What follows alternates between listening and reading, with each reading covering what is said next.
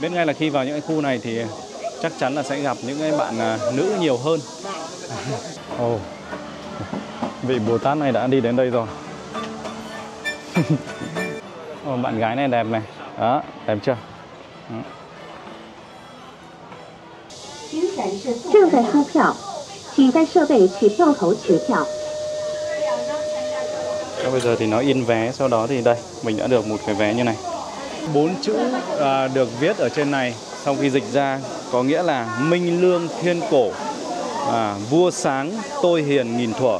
Thì tấm biển này là treo ở điện thờ và ca ngợi mối quan hệ giữa Lưu Bị và Gia Cát Lượng. Việt Nam của chúng ta nên mua những cái máy như vậy. Đó, để mà làm hướng dẫn cho nó đỡ ồn ào. Đây là trận, có phải trận xích bích không ấy nhỉ?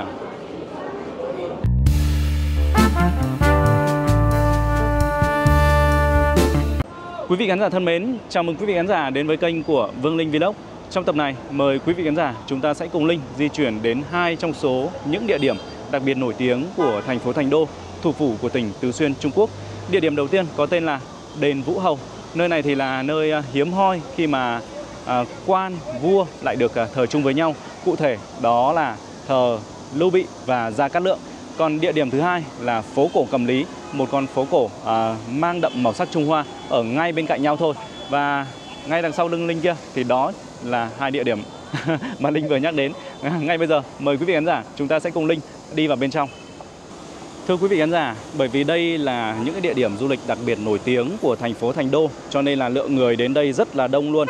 Và lúc nào cũng trong tình trạng là nhiều xe như vậy ở trước cổng của 2 cái địa điểm du lịch này. Đó, địa điểm đầu tiên mà Linh muốn quý vị khán giả có thể nhìn thấy đây, đó là phố cổ Cẩm Lý.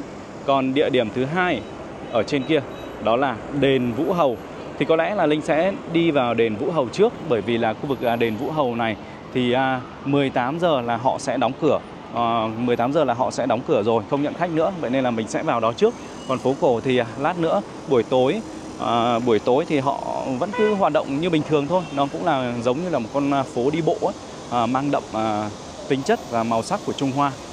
Đó, chúng ta chỉ cần sang đường nữa thôi là sẽ đến với cái địa điểm đó rồi. Rất là gần thôi. Đây này, như quý vị khán giả có thể thấy là ở đằng trước này có toàn là những cái xe du lịch thôi, những cái xe to to như này. Đó, đông lắm, rất là đông luôn. Và để mà vào trong đền Vũ Hầu ấy thì chúng ta sẽ phải mua vé. Và hình như theo như Linh tham khảo ở trên mạng ấy, thì là khoảng 50 tệ một người. Thì nhân với tỷ giá hiện tại thì chắc là nó khoảng 180.000 mọi người ạ. Đây là một con phố nằm trên quận Vũ Hầu của thành phố Thành Đô, tỉnh Tứ Xuyên, Trung Quốc. Đó, bây giờ thì chúng ta đã được sang đường rồi đây. Ồ, đây là một chiếc xe Xiaomi SU7 này. Con xe này cực kỳ đẹp luôn và có rất là nhiều màu sắc. Xe này thì cũng là dòng mới của Xiaomi.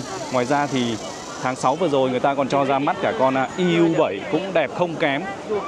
Nó là con SUV đầu tiên của Xiaomi mọi người ạ. Nhưng mà có lẽ là chưa nhiều người biết đến con xe đấy đâu. Hôm trước thì Linh đã quay rồi nhưng mà Linh chưa kịp đăng lên để chia sẻ với quý vị khán giả. Bây giờ thì chúng ta sẽ quay trở lại với câu chuyện là đi vào trong với đền Vũ Hầu. Đây là khu vực cổng chính. Đây là khu vực cổng chính mọi người nhé. Còn mua vé ở đâu thì Linh cũng chưa rõ nữa.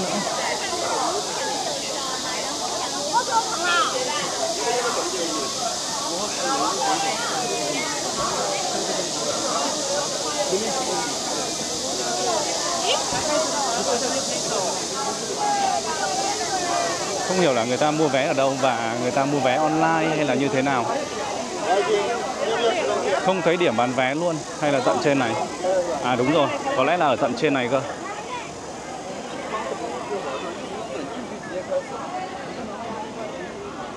Người Trung Quốc đến đây ấy là họ sẽ tham quan 2 địa điểm này này. Ngoài ra thì ở đây ấy, vì cái đền Vũ Hầu này này có những cái bức tường đỏ, có nghĩa là người ta sơn màu đỏ bên ngoài, cho nên là thu hút cực kỳ nhiều với người trẻ. Người ta đến và chỉ đơn giản là chụp hình với bức tường thôi. Đơn giản là những người trẻ nhiều khi họ cũng không vào trong đâu mà họ chỉ đứng ở những cái bức tường đỏ như này này để chụp hình. Và ở bên trong ấy còn có cả những cái rừng trúc nữa, cho nên là cực kỳ đẹp luôn, ấn tượng lắm. Linh đã xem trước ở trên mạng rồi. Bây giờ thì có lẽ nơi này là cái nơi mà chúng ta sẽ phải mua vé đây.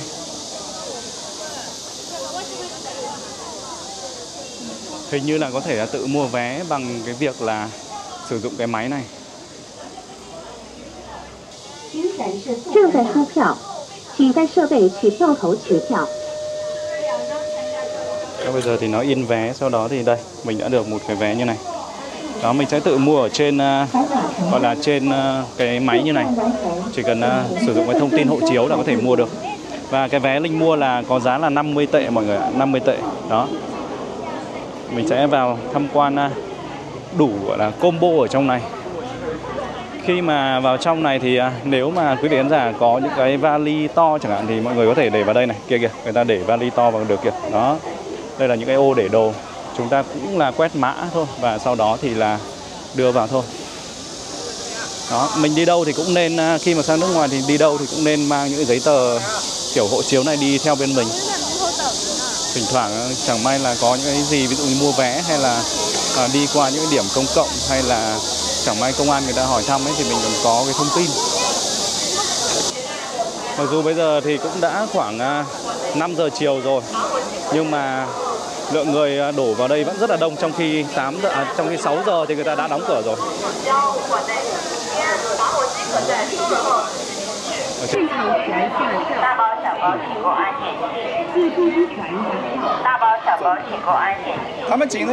Wow, đây rồi thưa quý vị. Linh đã đi vào bên trong rồi đây. Đông lắm.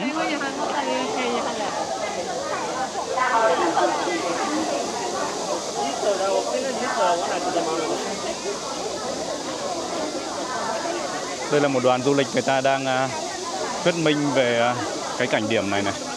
Đó.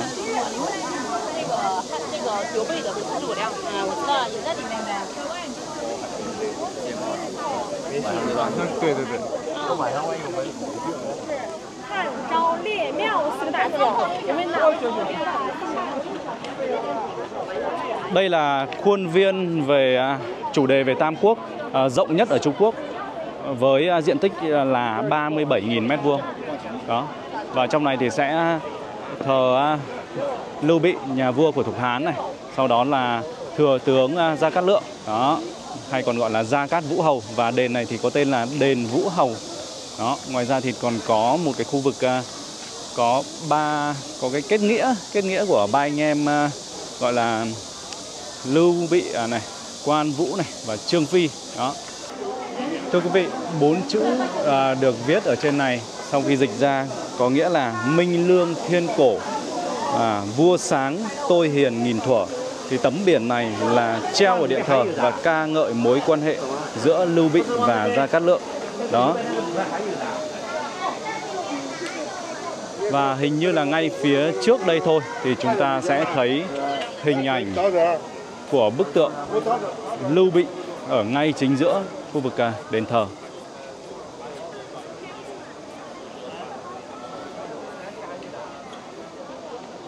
Và mặc dù cái khu vực đền Vũ Hầu này không phải là ngôi mộ chính của Gia Cát Lượng, Gia Cát Vũ Hầu, nhưng lại là địa điểm nổi tiếng nhất. Đó, lại còn nổi tiếng hơn là nơi mà mộ chính của ông được đặt tại Thiểm Tây của Trung Quốc, một cái địa danh khác cách đây vài trăm km. Và thưa quý vị, đây chính là bức tượng của Lưu Bị đây, nhà vua Thục Hán đây. Và bức tượng này thì đã được tạc vào những năm 1672, đó là thời Khang Hy thứ 11. Đó, Lưu Bị thì tự là Huyền Đức và sinh ra ở Trác huyện, Trác Thị, nay là Trác Châu của tỉnh Hà Bắc Trung Quốc. Và ông thì đã lãnh đạo quân đội vào cuối thời nhà Hán, tranh giành quyền lực với các đối thủ và xưng đế vào năm 221, đặt tên nước là Hán. Đó, sau này thì đổi thành Thục Hán. Và ông ấy thì mất vì bệnh ở Bát Địa Thành thuộc huyện Phụng Tiết, Trùng Khánh. Và sau khi bị quân Ngô đánh bại thì đã được ban thụy hiệu là Chiêu Liệt Đế, được tạc tượng này vào năm Khang Hy thứ 11 của nhà Thanh. Wow, cũng khá là lâu rồi. Bây giờ thì chúng ta sẽ tìm sang khu vực thờ của thừa tướng Gia Cát Lượng, vị quân sư tài ba của Trung Quốc. Và cái tên Lưu Bị với cả Gia Cát Lượng thì gần như là chỉ cần đọc tên lên là hầu như là chúng ta ai cũng biết. Đó. Có vẻ như đây là vị tướng Trương Phi. Đó, một vị tướng có phần nóng nảy của thời Tam Quốc đây. Đây là vị tướng Trương Phi này, đó, tự là Y Đức và sinh ra ở Trác Thị, nay là Trác Châu của tỉnh Hà Bắc. Và ông là một vị tướng quân lừng danh dưới sự lãnh đạo của Lưu Bị và lập nhiều những chiến công hiển hách. Tuy nhiên thì sau đó thì cuối đời ông lại bị gọi là sát hại bởi thuộc hạ. Đó, bởi vì là ông ấy là cũng như kiểu là khi mà mình xem ở trên phim ấy thì là ông này ông cũng nóng nảy này, sau đó thì cũng thích uống rượu. Đó, trong một lần gọi là ngủ quên thì đã bị thuộc hạ sát hại. Và bức tượng này thì đã được tạc vào năm 1788, là năm Càn Long thứ 53 của nhà Thanh. Còn đây là bức tượng thờ vị quan, đó là quan Vũ này. Quan Vũ thì tự là Vân Xương và sinh ra ở huyện Tạ, Hà Đông, nay là Vân Thành của tỉnh Sơn Tây. Và ông cũng là một người gọi là một vị tướng quân, một vị tướng rất là nổi tiếng của thời Lưu Bị và nổi tiếng khắp Trung Quốc. Và hình ảnh mà chúng ta thường thấy với vị vua này là sẽ gắn liền với một cây đao. Đó, nhưng mà ở cái ngôi đền này thì chúng ta thấy một hình ảnh có vẻ như là hiền hòa hơn. Đó, đây là vị quân sư tài ba của Lưu Bị. Đó, Gia Cát Lượng, Gia Cát Vũ Hầu. Nơi này thì không phải là mộ chính của ông ấy đâu, tuy nhiên là lại là một cái địa điểm mà còn nổi tiếng hơn cả mộ chính nữa.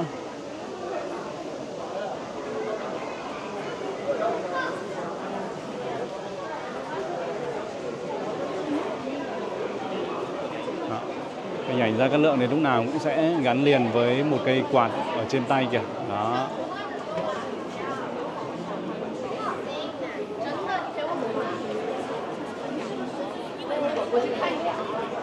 Rất là đông người luôn.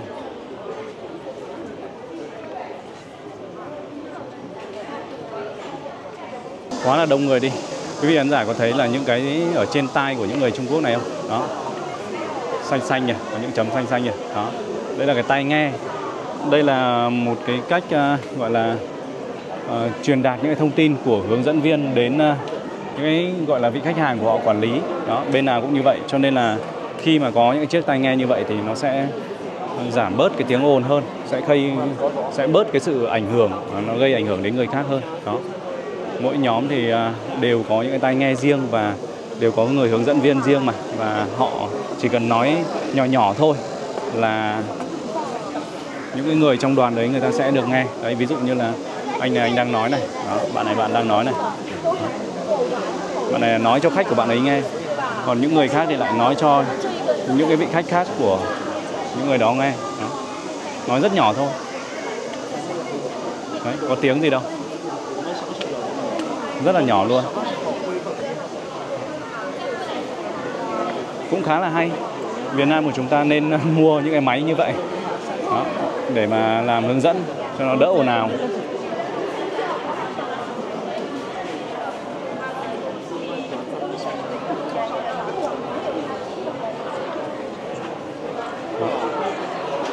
Hướng dẫn viên này cũng đang nói này, tuy nhiên là không ai nghe thấy gì cả, như kiểu là đang nói thầm vậy.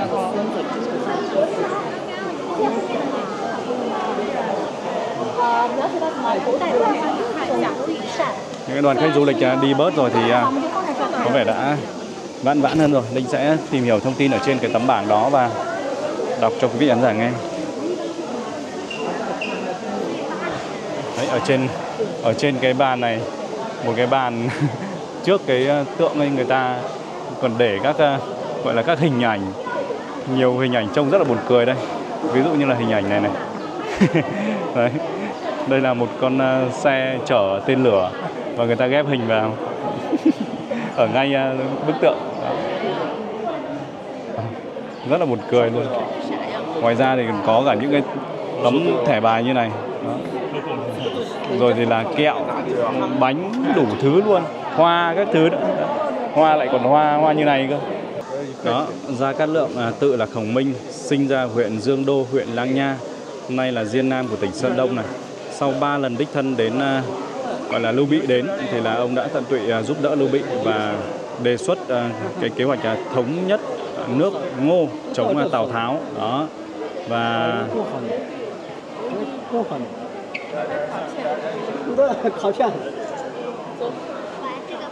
ông đã đề xướng chiến lược Nam Chinh và Bắc Chinh là hình mẫu của một tể tướng trong việc trị quốc và ổn định xã hội này.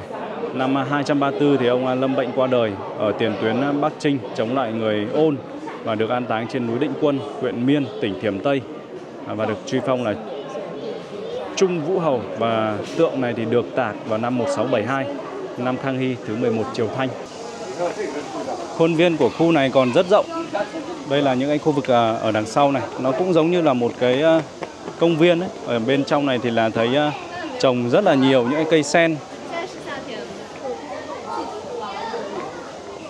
Và ở trong những cái khu vực đó thì có lẽ là bán những cái đồ lưu niệm.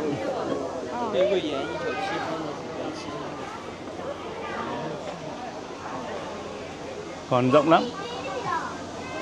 Linh chỉ đang thắc mắc là không biết là cái khu vực thờ một cái vị tướng cũng còn lại nữa, đó là vị tướng Triệu Tử Long, thì không rõ là ở đâu.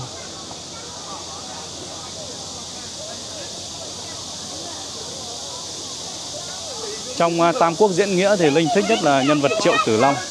Và sau này khi có những bộ phim điện ảnh nói riêng về cái nhân vật này thì mình cũng là người mà thích xem về cái chủ đề, về cái hình ảnh đó nhất. Và cũng có nhiều thông tin cho rằng là Triệu Tử Long thực ra là nữ giới, đó, nữ cải nam trang.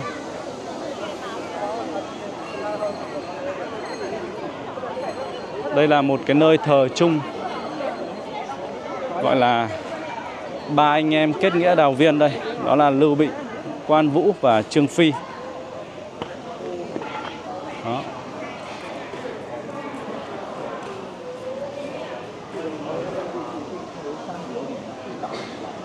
Đó, Lưu Bị thì ở chính giữa điện. Còn hai bên thì một bên là Trương Phi và một bên là Quan Vũ, Quan Vân Trường. Ở đây chúng ta sẽ thấy 3 pho tượng đá này, đó, mô phỏng kết nghĩa Đào Viên của ba anh em Lưu Bị, Quan Vân Trường và Trương Phi này, đó.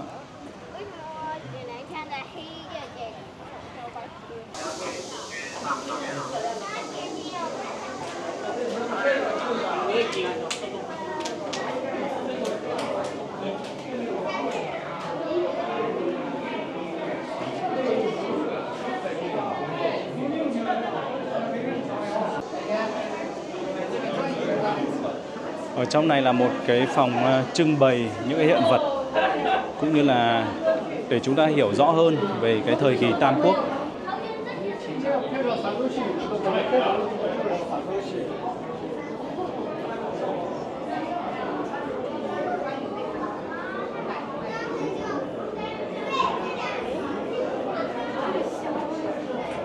À, đây là trận, có phải trận Xích Bích không ấy nhỉ?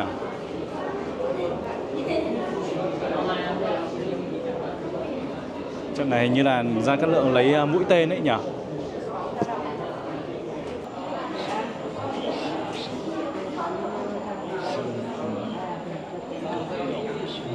Ngoài câu chuyện lịch sử được thể hiện lại ở trong khu vực khuôn viên đền Vũ Hầu, thì đây, những cái bức tường đỏ, đó, những cái mái cong này mới là cái điểm mà thu hút rất là nhiều những khách du lịch, đặc biệt là những người trẻ đến với đền Vũ Hầu. Đó, họ sẽ đứng tại những cái vị trí như vậy để chụp lên những tấm hình với background là cái bức tường đỏ này, cũng như là những hàng cây tre, cây trúc này, đó, rất là đẹp mắt luôn. Đây là một con đường gọi là có rất là nhiều cây tre, cây trúc ở trong này này, đây. Và với cái bức tường đỏ như vậy thì nó lại càng trở nên ấn tượng và đẹp mắt hơn. Đó. Biết ngay là khi vào những cái khu này thì chắc chắn là sẽ gặp những cái bạn nữ nhiều hơn, những cái bạn trẻ nhiều hơn thì đúng hơn. Đó.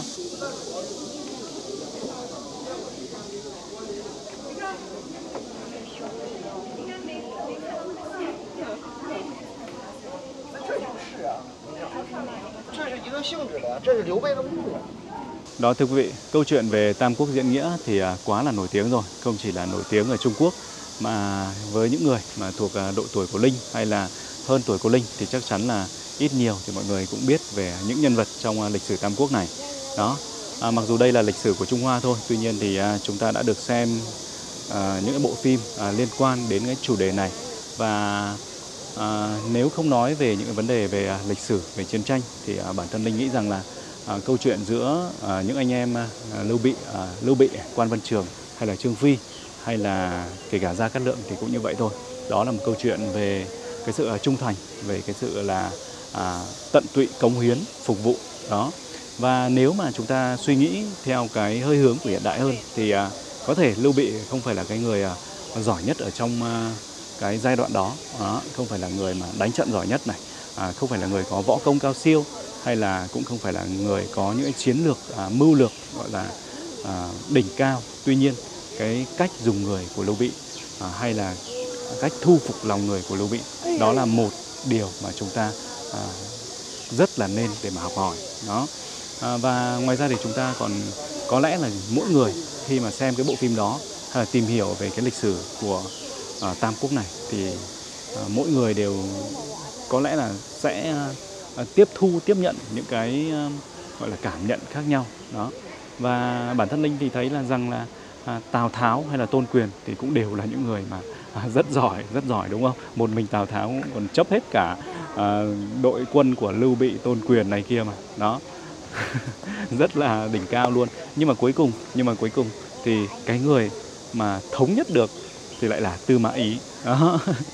Đấy, Linh xem phim thì Linh cũng chỉ nhớ gọi là một số những nhân vật như vậy thôi. Còn diễn biến của những câu chuyện như thế nào thì nó cũng đã trải qua rất là lâu rồi đó. Cái bộ phim đó thì cũng đã chiếu từ rất là lâu rồi.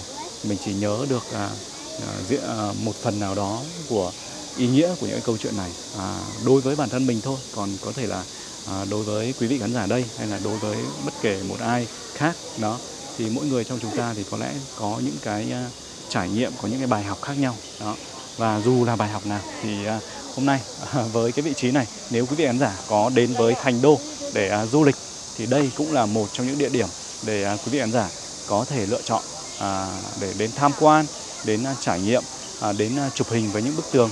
Và nếu mà sâu xa hơn đó là tìm hiểu hơn về cái lịch sử Tam Quốc của bên Trung Quốc này đó. Còn đối với Linh thì Linh chỉ đơn giản là Linh đang ở tại thành phố này và mình cũng tò mò những cái nhân vật trong phim đó thì cái nơi thờ tự của họ như thế nào thôi. Còn nói về lịch sử thì Linh cũng rất là nông cạn thôi, không hiểu biết gì nhiều đâu. Và chủ yếu là mình vào đây để quay cảnh và chia sẻ những hình ảnh đến quý vị khán giả cùng xem vậy thôi đó.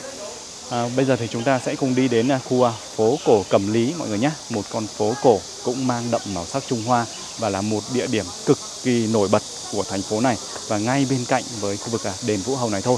Và cả hai khu vực này thì đều nằm trong quận Vũ Hầu thuộc thành phố Thành Đô của tỉnh Từ Xuyên, Trung Quốc. Chúng ta rất là dễ di chuyển thôi khi mà đến với thành phố này đó. Mời quý vị khán giả cùng di chuyển ạ. Thưa quý vị, Linh đã chờ đến trời tối để có thể là đến khu phố đi bộ này quay nó đẹp hơn.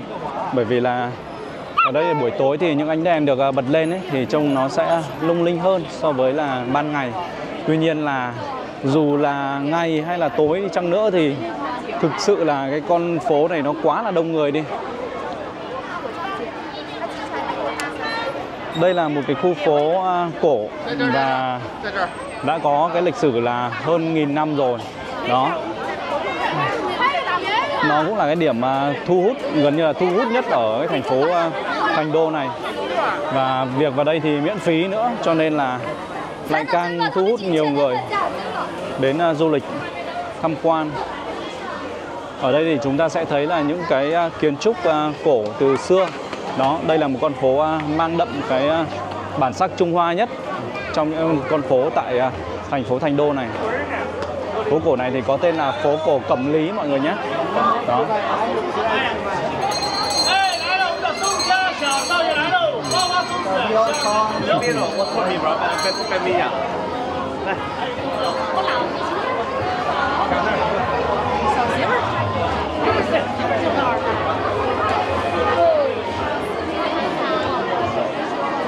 Ở bên này là những cái cửa hàng bán đồ lưu niệm mà nó sẽ liên quan đến con gấu với cả là những cái con biến diện như này. Đó. Những cái con này là những con có thể biến mặt trong gọi là trong chớp mắt đấy. Đây là một cái nét đặc trưng của biểu diễn ở Tứ Xuyên.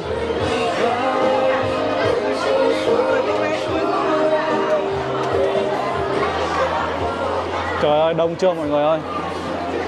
Đấy. Du khách từ châu Á cho đến châu Âu cực kỳ đông luôn.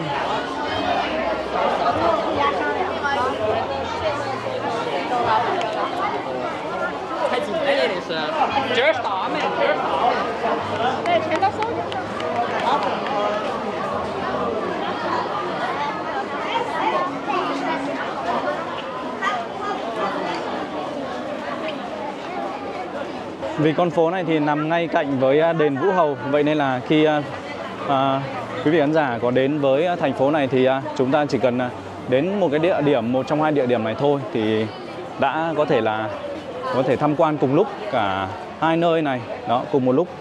Và địa chỉ cụ thể nó nằm ở số 231 đường Vũ Hầu Từ, quận Vũ Hầu của thành phố Thành Đô, Tứ Xuyên đó.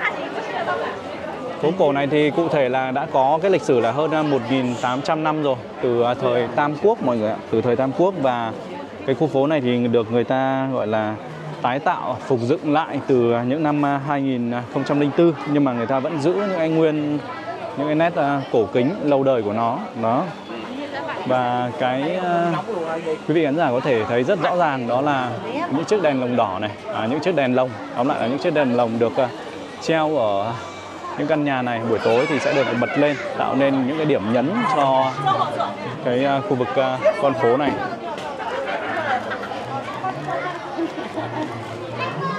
Phải nói là hiếm có con phố nào mà nó đông như cái con phố này. Tất cả những cửa hàng chúng ta có thể thấy thì đều có khách và khách rất đông.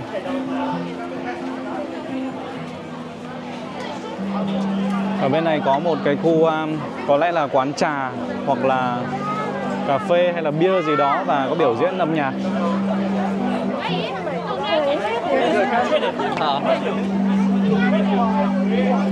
Con phố này cũng có thể coi là một con phố ẩm thực khi mà ở đây có rất là nhiều những món ăn hay là món đồ uống đặc sắc của khu vực Tứ Xuyên được bày bán tại đây.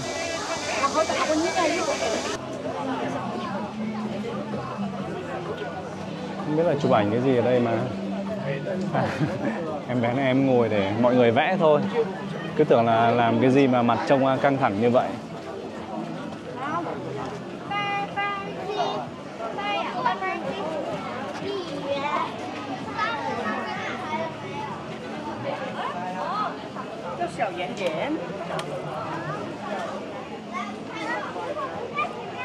Đi đến đây thì chúng ta bắt đầu là thấy có hai con ngõ và không rõ là nên đi theo hướng nào trước đây.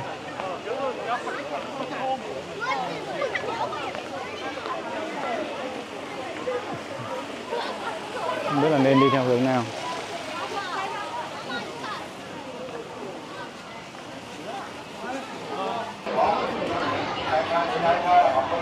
Hai người mặc trang phục này là hai người Tạng này mọi người. Đó. Người ta mặc một cái giống như kiểu là cái váy ấy. Váy màu đỏ thẫm. Không rõ đây là món ăn hay là gì nữa. Món đồ uống. Đây là đồ uống. Đây là uống miễn phí này. Đó. Uống và thấy thử uống và thấy ngon thì mua. Đó, người ta không bắt ép mình đâu, người ta sẽ cho mình thử sản phẩm. Sau đó là cảm thấy ưng ý thì mình mua thôi. Đây này, rất là nhiều người vào uống thử luôn, chứ không hẳn là mua đâu. Mình cũng sẽ thử một cái món nào đó ở đây. Mình thử cái nào đây nhỉ? Thử cái này đi.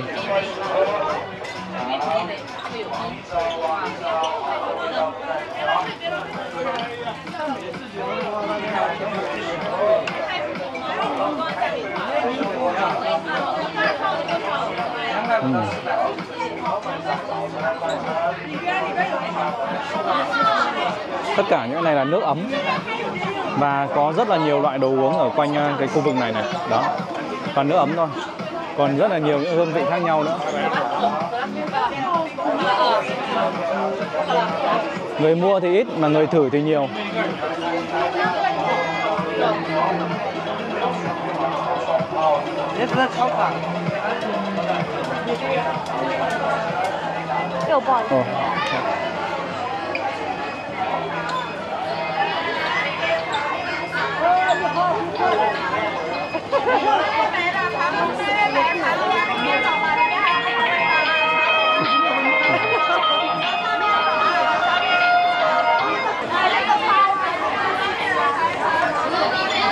Đây là hình ảnh của những người đi dọn rác trong khu phố này.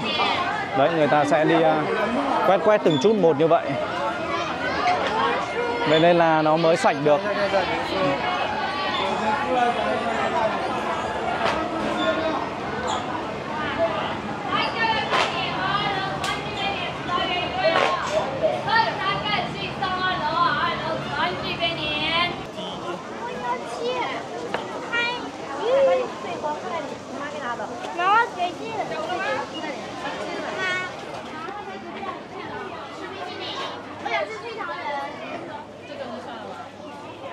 Wow.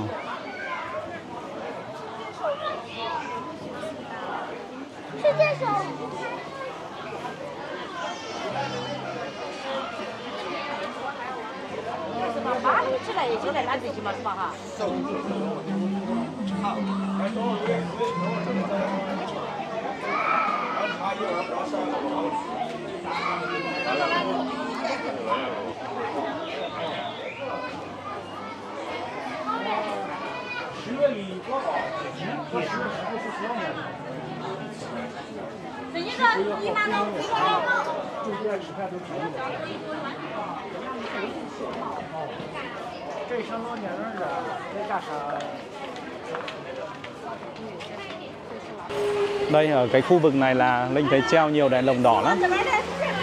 Nó sáng rực cả cái khu phố này luôn. Có lẽ là ở trên này người ta có biểu diễn về kinh kịch thì phải.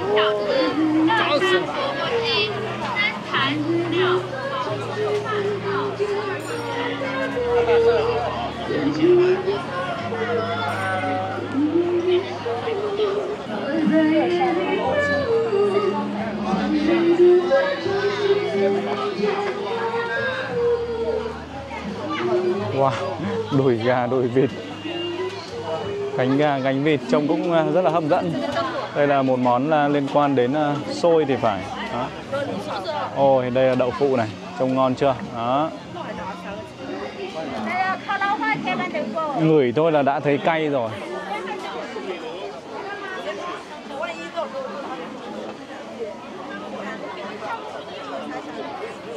Đây là cơm lam. Cái này là cơm lam đây. Đó. Những cái ống tre, ống trúc này. Đó. Bên cạnh này là một cái loại bánh nướng của Trung Quốc.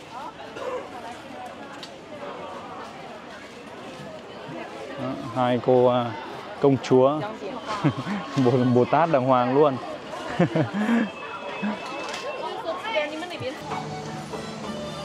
Ồ, vị Bồ Tát này đã đi đến đây rồi. Trông hai bạn này mặc trang phục rất là đẹp.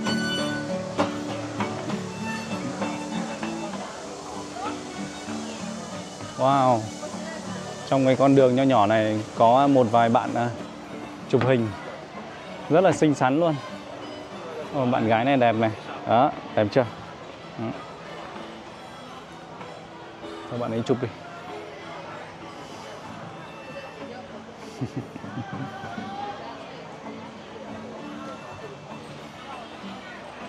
Đẹp lắm.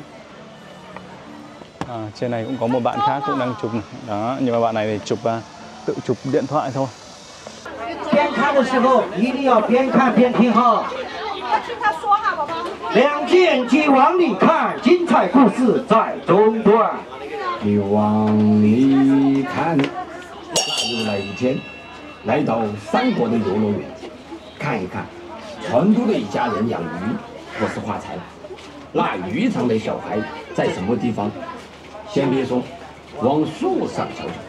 哎，变了，看看树上的小孩在干什麼？撒尿，还尿了老头一脑袋。我的天，这个小孩好会调皮的。 Cái đó là để chúng ta có thể là xem giống như kiểu xem phim ấy, đó. Xem phim, nhưng mà người ta chiếu ở trong đó phải trả tiền thì mình mới xem được. Linh nghe loáng thoáng qua thì có vẻ như là đang nói về câu chuyện là Tây Du Ký, Tôn Ngộ Không gì đó. Đây chính là cái hình ảnh bản vẽ của con phố này này. Đó, lúc nãy thì chúng ta vào là qua cái cổng như thế này đây. Đó, nó chỉ là một cái con đường rất là hẹp thôi, và hai bên là những cái hàng quán, những cái công trình về nhà cửa. Sau đó đi vào bên trong thì nó sẽ rộng hơn như thế này. Đó. Lão bản, mai trần mấy à? 那是毛豆腐。 Máu豆腐. 哎，来一份吗？ Mai trần mấy à? 怎么卖怎么样？这个这个多少钱呢18，18。？18. 哎，这个这个25，上面都有价钱的啊。 đây là 25 tệ. Trước cơ 也是25。 25. Một cái móng giò này là 25 tệ mọi người ạ. Đó, và cái này, cái ốc này cũng là 25 tệ. Còn đây là 18 tệ. Ý phân. Ý phân. Cái này là 18 tệ. Đây là đậu phụ. Pú lan. Đó, cô ấy hỏi mình là có ăn cay không, nhưng mà mình không ăn cay. Ok. 这个。Ok. 明天前面再办上班喽。哎，明天给他们反正啊，算你。 Ok. 哎，妈妈鸡蛋能两袋啊？ Ý tiền tiền. Bù. 这个不要。 哎，毛豆腐。 Đậu phụ Mapo. 菌啊，那个是。 Đây, thưa quý vị, Linh đã thử ăn mấy miếng rồi và cũng hơi khó để mà miêu tả được cái vị của cái món ăn này đến là quý vị khán giả.